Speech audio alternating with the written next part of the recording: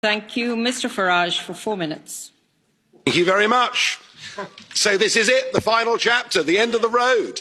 A 47-year political experiment that the British, frankly, have never been very happy with.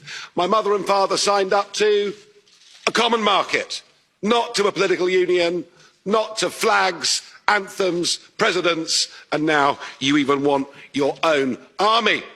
For me, it's been 27 years of campaigning and over 20 years here in this Parliament. I'm not particularly happy with the agreement we're being asked to vote on tonight, but Boris has been remarkably bold in the last few months, and Ms von der Leyen, he's made it clear, he's promised us there'll be no level playing field. And on that basis, I wish him every success in the next round of negotiations, I really do. But the most significant point is this. What happens at 11 p.m. this Friday, the 31st of January 2020, marks the point of no return. Once we've left, we are never coming back, and the rest, frankly, is detail. We're going, we will be gone. And that should be the summit of my own political ambitions. I walked in here, as I've said before, you all thought it was terribly funny. You stopped laughing in 2016. But my view has changed of Europe since I joined.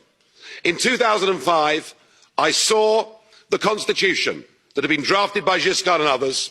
I saw it rejected by the French in a referendum. I saw it rejected by the Dutch in a referendum.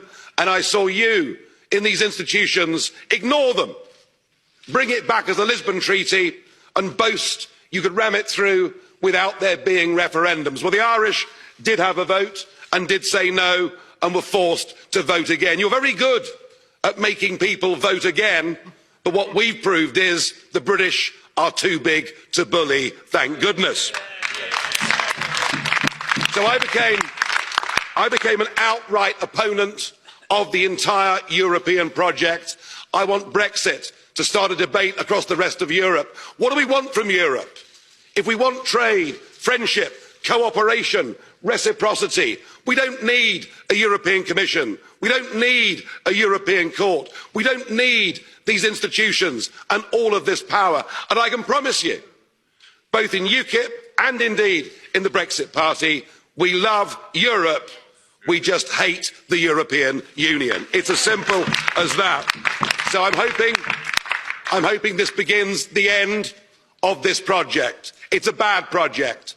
It isn't just undemocratic, it's anti-democratic, and it puts in that front row.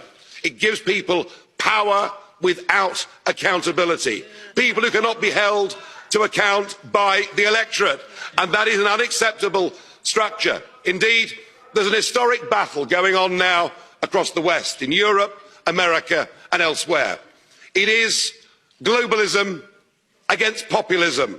And you may loathe populism, but I tell you a funny thing, it's becoming very popular.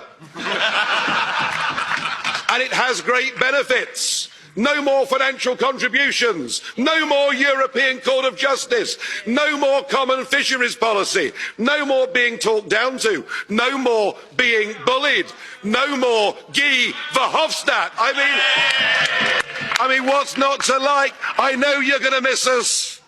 I know you want to ban our national flags, but we're going to wave you goodbye. And we'll look forward in the future to working with you as sovereign. If you disobey the rules, you get cut off. Could we please remove the flags?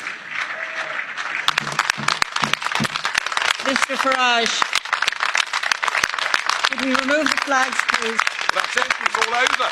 Finished. We've gone. Could I please ask for quiet?